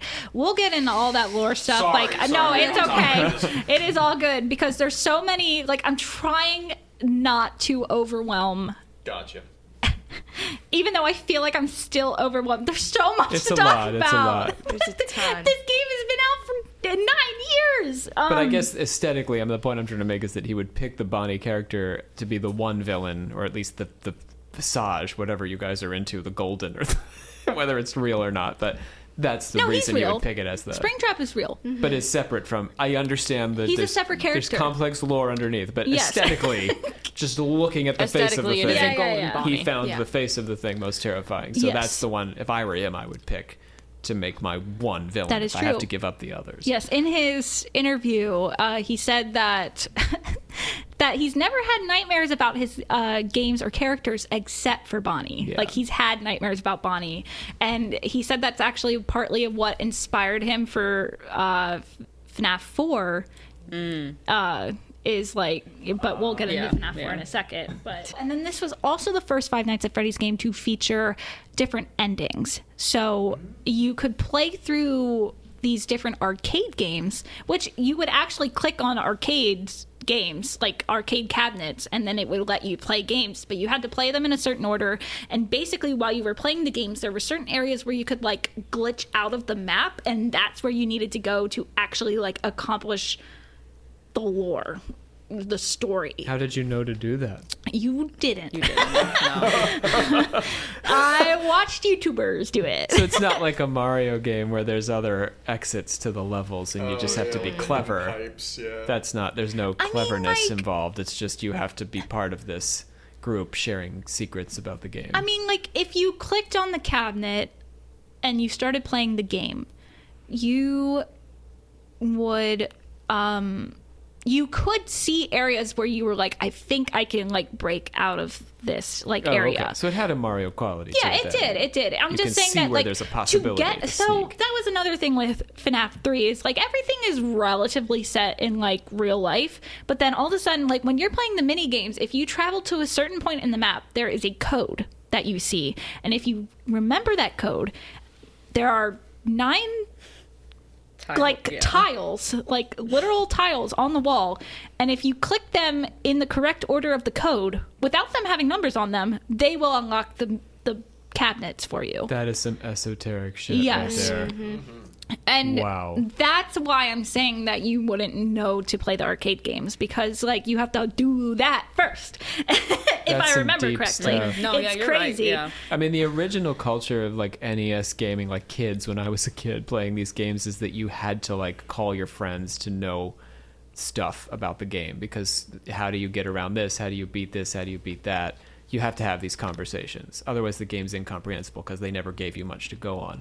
I think what happened in the 2000s on is the internet like put that on speed, and now you can do this in a game, and there's so many people messing around with it and sharing it on the internet that this is suddenly a functional thing to do. But Yeah. if you had done that in 1989, nobody would have ever No. found. There'd be 8 kids somewhere in Sheboygan And they would have been like, whoa! who are losing it over, but no one ever knows.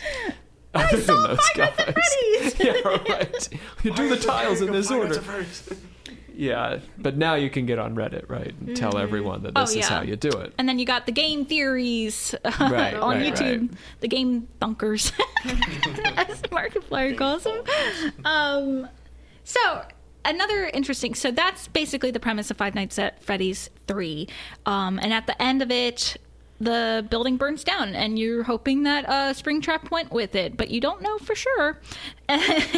And so in Dawko's interview, Scott said that after this game series became a huge hit and he planned on making more, he wanted the game series to become a trilogy. But this goes into how he didn't want to disappoint his fans, and his fans were disappointed by this game. They said that the Springtrap jump scare wasn't very scary, and that the lore, it didn't help solve enough of the lore, which is a problem for all Five Nights at Freddy's games. It's like Scott thinks he's clarifying things, but he's only making the water more muddy. And it's definitely an interesting balance. And they wanted it resolved completely.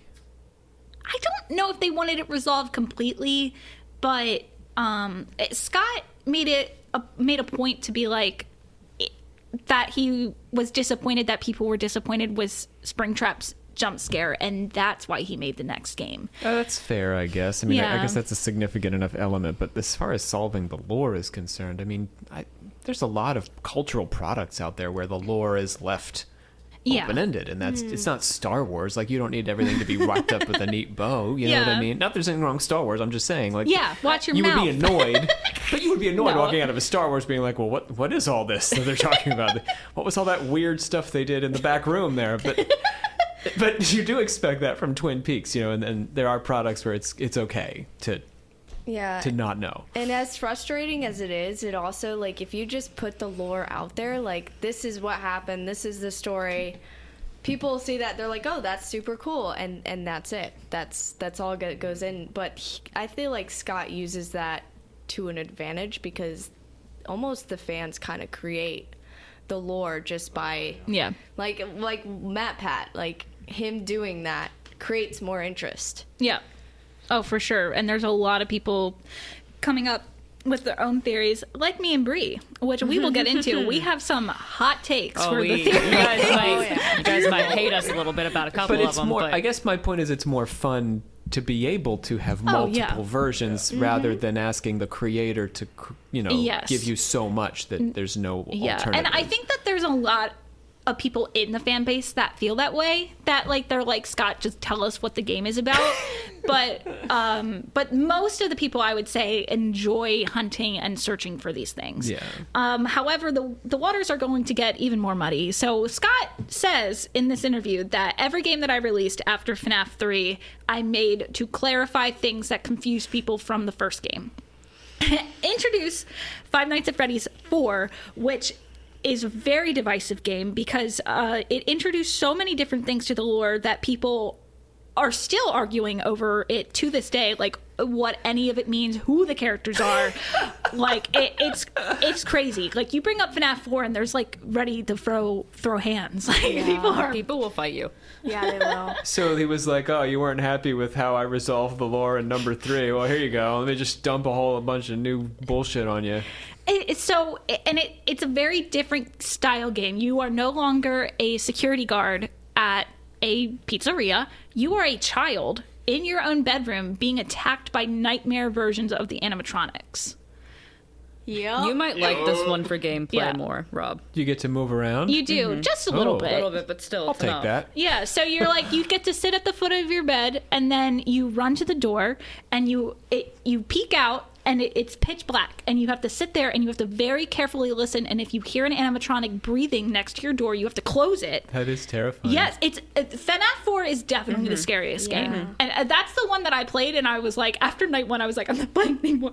Yeah, Too that scary. it was a hard one to get through. That's the one. Yes. That's the one with the chair down the hallway. Oh, yeah, Yes. that's like the little With slide- the a plus Freddy. trap. Plus trap. Plus Yep, trap, you got yeah. it. Well, so that's very similar. That you have to close the door and listen. Yeah, no, there's a lot of Okay. similarities But you to just it. walk around the room a Yeah, little but you bit. can walk around the room.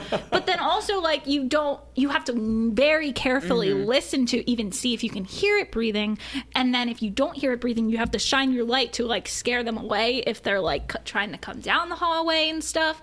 And then on top of that, you also have these, like, little things called frettles that will sit on your bed, and you need to turn around and scare them away with the flashlight. And they're, like, very scary, tiny Freddys. And... And you have Foxy in your closet, too. Yeah, Foxy will come into your closet. So your parents hate you. Yeah. Actually, yes. Yes. That's the story Yes, of you're this right. game. But you figured out the lore. Well, see, I am the smartest guy, you know. Yeah. But Is the phone guy call you? no.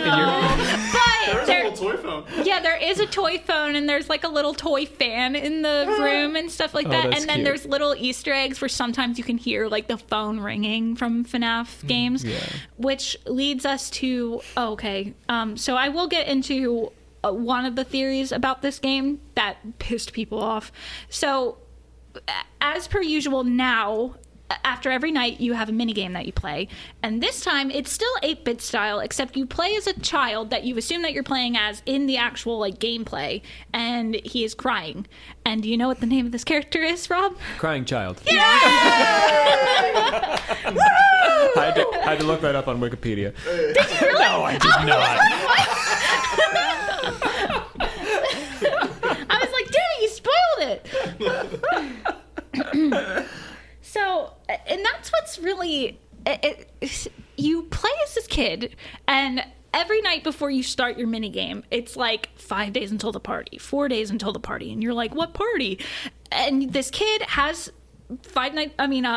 like Fazbear plushes, like it's got Bonnie, Chica, Freddy, and Foxy, and he walks up to it and he's like, these are my friends. So it's like he likes the characters, but he's terrified of the animatronics. And for some reason, he keeps ending up in the pizzeria. Like there's like multiple days where you start and he's like on the floor crying, and it's like, what are you doing here if you don't like it here? And then you also have a stuffed animal of a golden Freddy who is talking to you and being like, don't you remember what you saw? You need to get out of here and This stuff is like all that. in 8 bits? Yes. Oh, damn. Yeah, it's really weird. And it drove people nuts. But at the very end of the week, Oh, well, I guess I should mention too. It's like during the week, you're constantly being tortured by your older brother who wears a foxy mask and will jump out and scare you and then make you cry more. The actual character. Yeah, Okay. the actual character. And then the 8-bit's over and then you go back to the nightmares. So at the end of the week, it's your birthday. And your brother is like, oh, you're such a scaredy cat. And he's like, hey, come on, my friends who are other bullies. Let's make my brother kiss the animatronic. Oh, no. And so they carry him over to the animatronic, put his head up to the animatronic, and they put his head a little close to his teeth. And the animatronic crunches down and kills Oh, the it's kid. the bite of 87. Except it's not the bite of 87. It's not. Well, 83. that's 83, That's what Rob. people thought at first. Well, of That's course just a they did. Markiplier. He's like, is that the bite of 87? Well, I mean, obviously it should be. No. Different Well, bite. that's But what we've we never heard about other bites, have we? No. No, Oh, well. a lot of people were angry because of that. Yeah, that is annoying. Yes. It would be cooler if it was the bite of 87. No, but the thing is, we'll get into the lore. We know who the Alright, bite of alright, 87 victim is. Okay, fine. You play as It's them. Bitten Child. No. Well, actually, that's not true. You're kind of right because he goes by the crying child, but he also goes by the bite victim. Oh, you just told us then. It's the crying child from these 8-bit games. Yeah, well, Yeah. you see him die. Oh, no. I'm sorry. Hang on. You're getting confused. No. A bite of 87 is completely separate from this. Okay. Get it out of your head. The bite of 83 was the crying child, or was Yes. me Yes. as the player in the bedroom? Yes. Which to one both am of I? those things. Okay. You are the crying child Oh, I who am is both in children the... Yes. as player. Yes. I am crying child in the 8-bit games, and I am child in bedroom with Yes. me and older brother. Yes. And both of those children got bit. No. Only the one. You're the one. The crying... Did I get bit in 8 bits, or did I get bit in all the bits? 8 bits. I got bit in 8 bits. I got 8-bit bites. Yes. Bree looks so... You signed up for this, Bree, so this is the side game then, not the main game. Yes. Okay, is where the But bite it's happens. giving you the lore. So then Yeah. the side game, you're going to your party. Yes. In the main game, you don't know what the nights. You're still having to pass 5 nights, but you don't know to what end. Yes. Okay, all right. Yes. But you're Thank being you. haunted by these like super scary versions of the animatronics. Like they give them like super sharp teeth. They look like they're rotting and like kind of like Springtrap. And then they also like some of them have like stomachs that have mouths in them and stuff. Like they're pretty scary looking. And there's no explanation as to why in your home you are being tortured by these Not things. at the moment. Not at the moment. Not when you're playing the game. And Because that, the first one starts and tells you that you're a night guard and Yes, these things do these exactly. weird. So there's no no, explanation you kind of just at all. start the game and you are just a child and you're like, what is going on? And these things are coming. And it for doesn't you. tell you anything. Well, actually, that's not true. It does have a little title card that pops up, but it's Little- like yeah. very vaguely like, oh, listen at the door, and if it's there, close it. That's pretty much it. But All right. so anyway, so Crying Child dies, and as he's sort of fading to black, you hear his favorite plush, Freddy, tell him, "You are broken. I will put you back together again." And everybody was like, what the fuck does that mean? And then also on top of that, there are some random things where like randomly when you look at your bed to like get rid of the frettles, you could sometimes see like flowers on your bed nightstand. On your nightstand. Your nightstand, and then you could also see like IV, you can hear like a hospital beep and stuff like that, implying that like the child is like maybe he was experiencing this in like a coma before he fully passed away Okay. or something. And this led to Dream Theory, which like rocked the fandom because it was basically saying that every game that has happened was in the crying child's dreams, and that's why he was afraid of everything that was happening. Although the game seems to only suggest that the 4th game itself was this coma dream. Yes, it Yeah. implies that the coma dream was the 4th game, but that every other game was just his own nightmares. It makes sense for the 4th game because the context. There's no reason why animatronics should be attacking this child. No, yeah.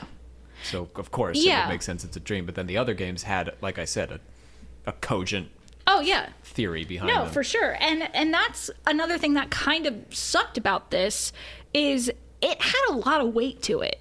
Like, I think Dream Theory had a lot of weight to it. And Scott has said that there was only one time, but he retconned the game or the story of the game one time.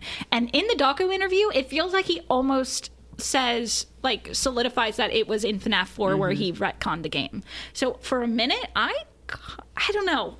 There's some hints that maybe it wasn't, but I also think that Dream Theory was sort of what Scott was going for. I think for just that game. I don't know that it was his intention with the rest of the games for that to fit. Yeah. I think the fourth game was supposed to be Dream that Theory, makes though. more sense. It might have been that, like we said earlier, that Scott said that this was the game to, like, clear everything up, right? Was it this game or the last one? This is the game that he was like, I'm making to clear everything up. So maybe this was his, I'm going to clear everything up, and this will make sense. But then... And then another thing that made this even worse was that after you watch the crying child, like, die, basically, or, like, fade to black, a metal box with 2 locks would pop up on it, and it would say, some things are better left forgotten. And that was that. And honestly, to this day, we still don't know what the fuck the box is. We don't know what's inside of it. I mean, like, there are theories, but it's like... It still is like, what the fuck? So anyway, yeah, so Scott basically just muddied the waters, and, like, it kind of split the fan base. Like, the fan base is, like, kind of, I feel like, over that game. Well, it's such a departure. Initially, the first game, I don't know about the second or third from what you've described, the weird, like, that box would have been something that you accidentally see on the side. Yeah, probably. It's not a core part of what's shown to you as a player, but now that you've made this weird lore central to the thing, it does feel like a departure. Yeah.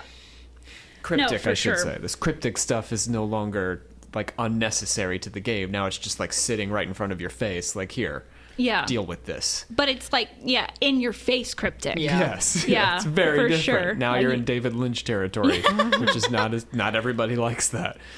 And 2015 would also introduce another thing that I think Scott was trying his best to help clear things up, but it only made things worse. And 2015 is when he released his first novel that he wrote with Kira Breed Risley, either or. And it was called The Silver Eyes. And so Scott's idea for the FNAF book series is that it takes place in the same universe as FNAF, so it is canon, but it is a different timeline than the games. So the story of the games are not affected per se by what happens in the books, but the technology and things introduced in the books could help explain things that happen in the games. Okay. It gets to the point where you need the books to explain some of the game issues. Literally, like, to the point where, like, it But basically... you really shouldn't, because No. they're separate media. Yes. And it's basically like, instead of making games now, he's just steady releasing books, being like, there's a hint here, there's a hint here. And then that's another thing, too, is he sort of... So the book novel series is like three books, and I'm not even going to get into it because the story is batshit insane. And we'll get into it in the lore one. I'm not going to get into it right now. But then he releases a series called, like, Fazbear Frights or something, and it's basically Goosebumps, but set in the Five Nights at Freddy's universe. And there's kind like of 2 fun. to 3. They're fun. It is fun. They're fun. They're fun stories. However, what's frustrating about it is, like, you're reading like 2 Goosebumps stories that are fun, and then the third story is like super important lore, and you're like, what the fuck? Like, Yeah. So now you're like, shit, I need to read every single book because it might tell me how to solve some of the shit in the video games. But it doesn't give you direct answers to the video games. It just gives you hints that could help you solve it. It's starting to feel a little too capitalist, isn't it? Yeah. He's just trying to sell books. Yeah. You'd be less likely to buy it if there wasn't this essential lore. No, for sure. It makes me like I'm bringing up Twin Peaks too much, but it does make me think they produced books, but you don't need them. You know, like the books that explored the lore, they released movies. You don't even really need the movies to appreciate the show. Like each of those things, the show can exist without the other stuff. But if you're a deeper fan, then you can certainly go appreciate the movies and the books. Yeah. But if you need to go buy the book to understand the rest of it, yeah, that feels like you're taking advantage of me. Yes, I totally agree with that. And also, but that's another thing too, is like half of the fandom doesn't think that the books are canon. Yeah. So like, Okay, well, good for them. yeah. Well, no, they ignore a lot of vital information for the Yes. series. That's the thing, is like there's vital information in these fucking Yeah. books. And the books are okay. Like, I mean, like the Fazbear Frights are cute stories. The novel series is wild. And it's just it's a frustrating way to deliver lore. And you're right, a very capitalist approach to it as well. Ultimately, the amiibos. Oh god. But then you don't even get a fun little statue. If he had released Freddy amiibos that give you lore, I have all of them. Oh, Okay, so it's really every game. It just gets messier and messier. So now he releases Sister Location a year later, October 7th, 2016. And this is a completely different type of game than every other game. You are able to like walk around. You go to multiple different rooms. badass. It's my Yeah, favorite game. badass. It's my favorite. And on top of that, there is a shit ton of lore, and he hired other voice actors, not just himself. Is And- Jacksepticeye one of the voice actors?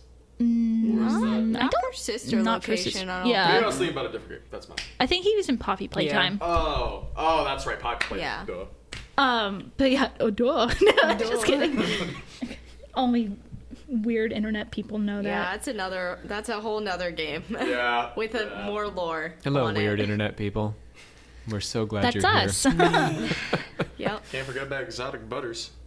Oh, that is one of the best jokes in the game. bongos for I me. know. Bongos. So, Sister Location, that's one thing I do appreciate about the FNAF series is like it does take itself seriously, but it's not afraid to like joke around and stuff. And Sister Location is actually pretty funny, and then also has some of the best scares in the entire game series. Although I will never want to play it because of the one thing that we were talking about with Markiplier, Right.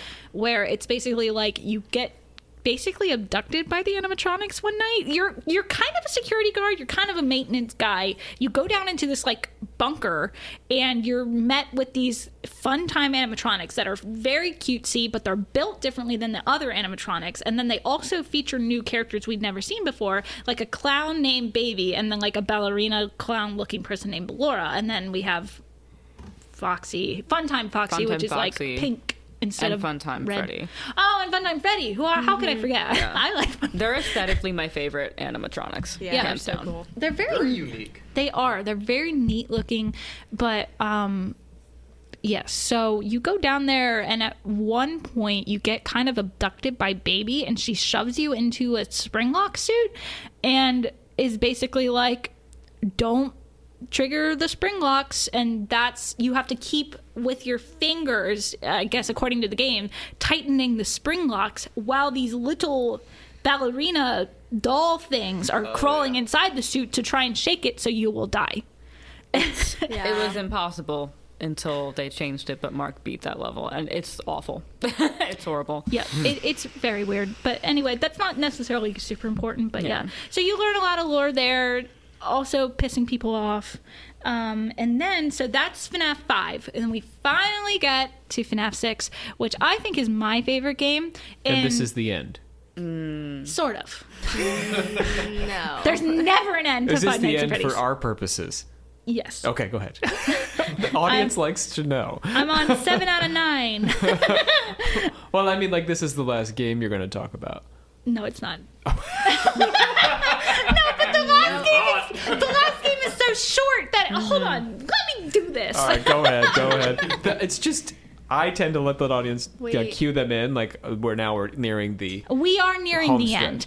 FNAF 6, look at it like a grand finale to the series. It basically takes everything that you have experienced in every single game of Five Nights at Freddy's and kind of puts it all into one.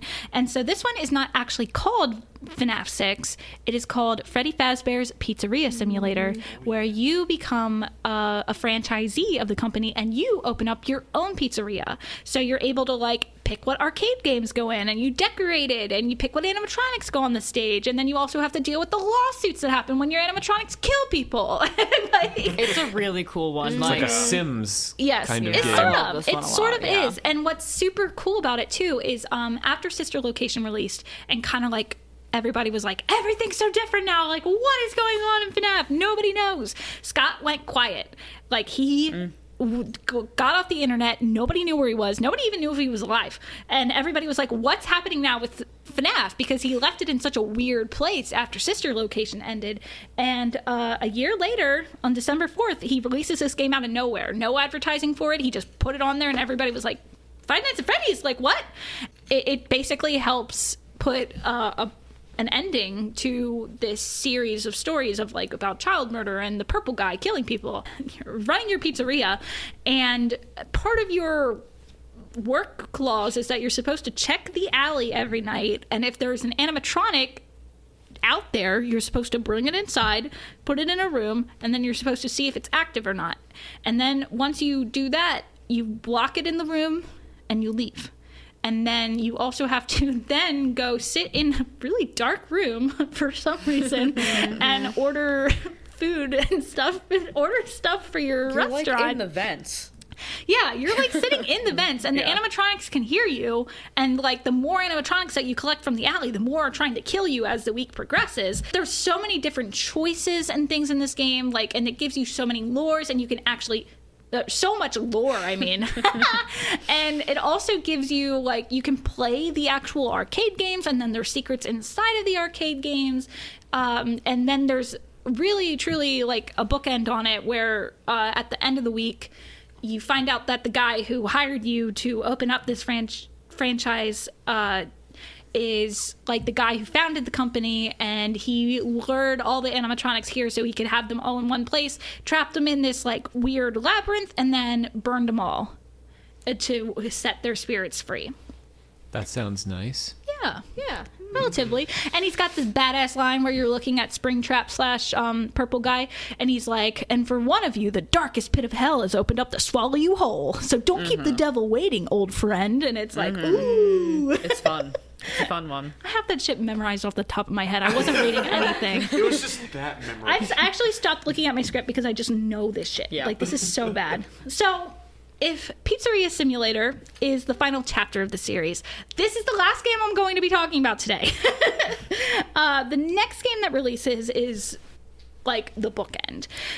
So this game is called Ultimate Custom Night, and it was released June 27th, 2018. And basically it takes almost, if not all, every animatronic that you have seen from FNAF 1 to 7 is this one. This is 7. You get to fight all of them basically, and there's different challenge modes where you can decide like which ones that you want to fight and everything, but there are 50 of them. And throughout playing the game, when you die and when you hit a certain number of rewards points, it'll give you some hidden lore, of course. And in this game, if you pay enough attention to what the characters are saying to you, you find out that you are playing as the purple guy in hell being tortured by the things that he helped create, kind of thing. Oh, that's fun. Yeah, it is fun. It actually is. Yeah. It's a really neat game, but there are 50 characters in this game. And so, of course, everybody was like, we need to do 50-20 mode. And that is what Dawko was like, I'm going to beat. And Scott was like, it is not possible. And Dawko said, watch me. And he did it. But holy crap, is it a nightmare to play that game with 50 of them? It's sort of impressive watching him play it, because it's like, how do you even understand what is happening? There's just so much shit on your screen. It's unreal.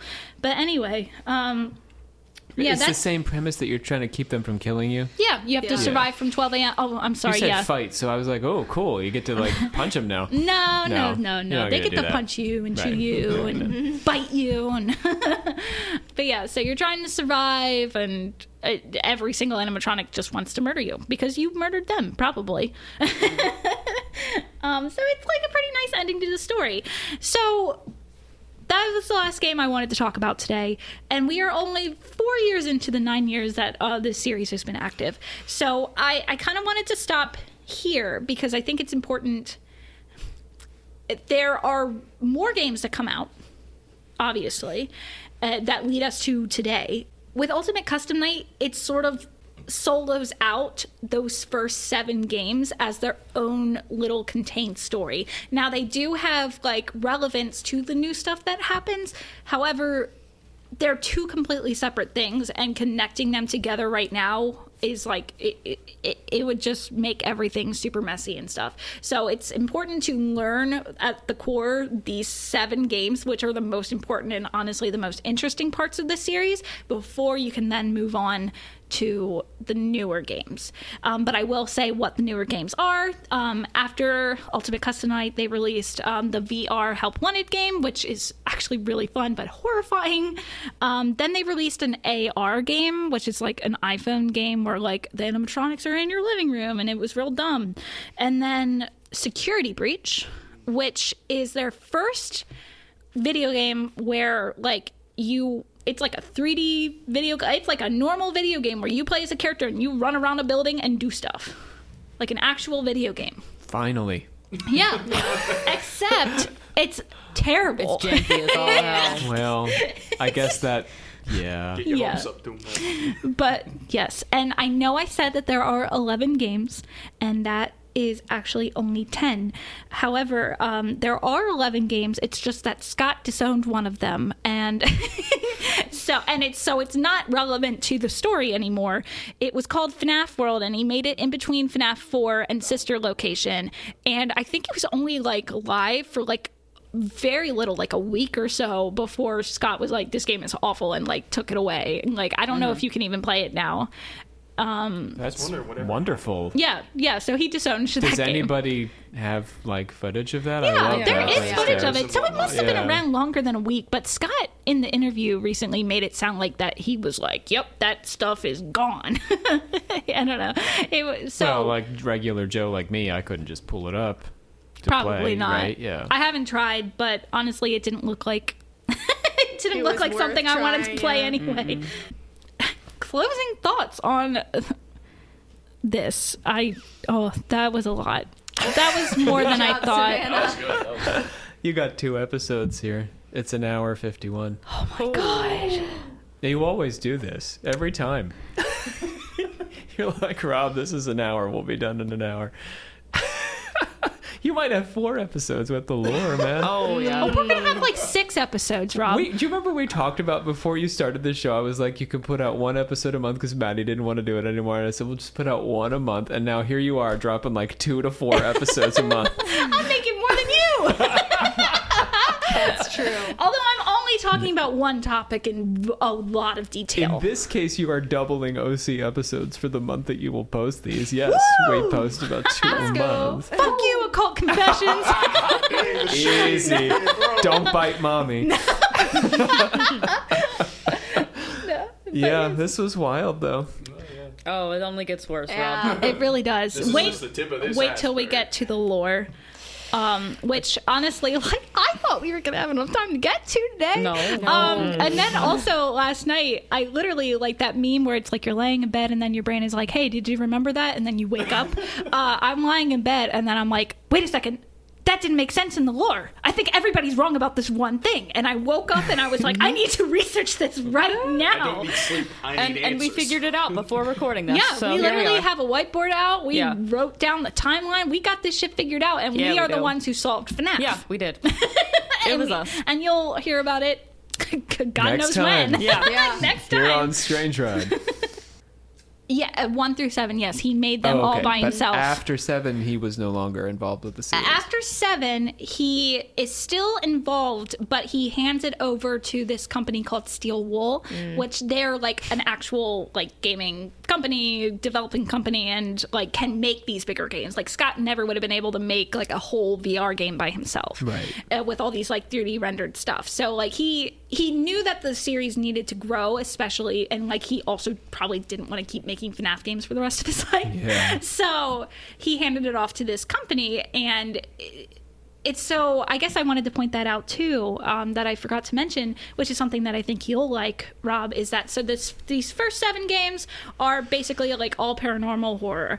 The next couple of games and where the story is heading is all about sci-fi and like anti-AI. Like AI is like coming to I like kill the us. paranormal stuff too, but yes. No, I know, yeah, but you've been all about AI. It's a hot button topic at the moment. It does make me very annoyed as a college professor, yes. Yeah, so it's getting very sci-fi and focusing a lot on AI instead of ghost actually haunting these animatronics and stuff now. So and that's another reason why I separated the two, is because they're very different from one another. Yeah. It obviously pulls from the lore, so you need to understand the lore from the first 7 games in order to help you understand what's happening in this game, but it's also going in a way different way for, I guess, people who are new to getting into the games. But even then, it's still so convoluted that it's like, how do you possibly get into these games without somebody holding your hand? Even then, I feel like I still, like, a lot of people might be confused by this episode, but what Give can it you a do? try. Yeah. Now you can go out and give it a go. Oh yeah. What? Having listened to Savannah. Oh. Oh, that was the long last thing that I wanted to do. Go ahead. And there is, I have the character encyclopedia here in front of me. And I wanted to read through every single character that is actually in this series. Just really quickly. As you go to bed, dear listener. I was going to put this at like the end of the episode. So we have Freddy Fazbear, Toy Freddy, Withered Freddy, Golden Freddy, Shadow Freddy, Phantom Freddy, Nightmare Fredbear, Nightmare, Funtime Freddy, Rockstar Freddy, Lefty, Helpy, Glamrock Freddy, Blacklight Freddy, Party Freddy, Freddles, Dreadbear, Shamrock Freddy, Firework Freddy, VR Toy Freddy, Woodland Toy Freddy, Freddy Frost Bear, Black Ice Frost Bear, Aeronaut Toy Freddy, Lonely Freddy, Twisted Freddy, Bonnie, Toy Bonnie, Withered Bonnie, RWQFSFASXC,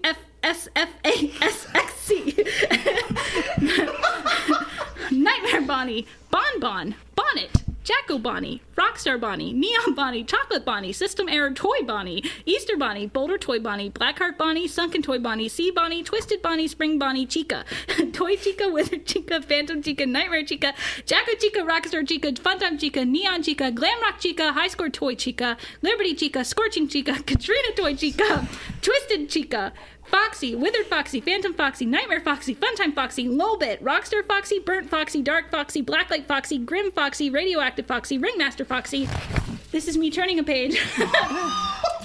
Big Bad Foxy, Yarg Foxy, Twisted Foxy, The Puppet, Phantom Puppet, Shadow Puppet, Nightmarion, Security Puppet, Balloon Boy, JJ, Phantom Balloon Boy, Shadow Balloon Boy, Nightmare Balloon Boy, Dee Dee, XOR, Swamp Balloon Boy, Frostbite Balloon Boy, Jetpack Balloon Boy, Lucky Boy, Endo 1, Endo 2, Nightmare Endo, Ennard, Yendo, Flamethrower Endo, Darkwater Endo, Molten Freddy, Glitch Trap, Spring Trap, Dark Spring Trap, Clown Spring Trap, Toxic Spring Trap, The Curse, Plush Trap, Frost Plush Trap, Piranha Plush Trap, Circus Baby, Plush Baby, Scrap Baby, 8-Bit Baby, Broiler Baby, Heartsick Baby, Eleanor, Ballora, Arctic Ballora, Clockwork Ballora, Mini Rena, Clockwork Mini Rena, Biddy Bab, Electro Bab, Mangle, Phantom Mangle, Nightmare Mangle, Magician Mangle, Serpent Mangle, the Stitch Wraith, Mr. Cupcake, the Mediocre Melodies, Happy Frog, Mr. Hippo, Pig Patch, Orville Elephant, Ned Bear, Roxanne Wolf, Montgomery Gator, Trash in the Gang, Old Man Consequences, Sun, Moon, Music Man, L Chip, Little Joe, Magician, Egg Baby, Human Heads, Hand Unit, Benderbots, Twisted Wolf, William Afton, Burn Trap, The Blob, The Crying Child, Elizabeth Afton, Charlotte Emily, Henry, Vanessa / Vanny, and Gregory. Thank you, and good night.